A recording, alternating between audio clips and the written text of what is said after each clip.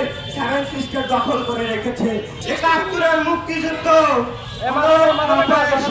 পাথর রংপুর থেকেই শুরু হয়েছে। সেই ধারাবাহিকতায় ২৪-এও রংপুরে সেই অগ্নিঝরা আন্দোলন, সেই আন্দোলনের মাধ্যমে বাংলাদেশ নতুন করে মুক্তি পেয়েছে। আবু সাঈদ মুক্ত, শেষ হয়নি যুদ্ধ, সেই ধারাবাহিকতায় আমরা ভারতীয় অগ্রাসন রুখে দিব। আপনাদের বলতে চাই, আপনারা আপনাদের সেভেন সিস্টার নিয়ে ভাবুন, বাংলাদেশকে নিয়ে নয়।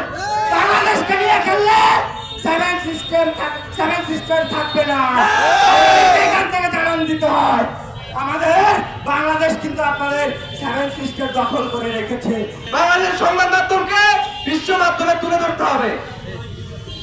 বাংলাদেশে যারা নৈরাজ্য সৃষ্টি করার চেষ্টা করছে, চট্টগ্রামে ইসকনের জঙ্গি সংগঠন ইসকনের হাতে আমাদের আইনজীবী শহীদ ভাই, তার রক্ত এখনো শুকায় নাই।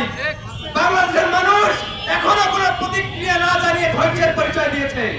অতি দ্রুত তাদেরকে বিচারের আওতায় এনে এই জঙ্গি সংগঠন ইসকনকে বাংলাদেশে নিষিদ্ধ করতে হবে। এই জঙ্গি সংগঠন ইসকনকে নিষিদ্ধের দাবির কারণে, চিন্ময়কে গ্রেপ্তারের কারণে ভারত যে চেষ্টা চালাচ্ছে, সেই চেষ্টাকে নস্যাৎ করার জন্য আমরা আমাদের দাবি, আমাদের সংগ্রাম অব্যাহত থাকবে।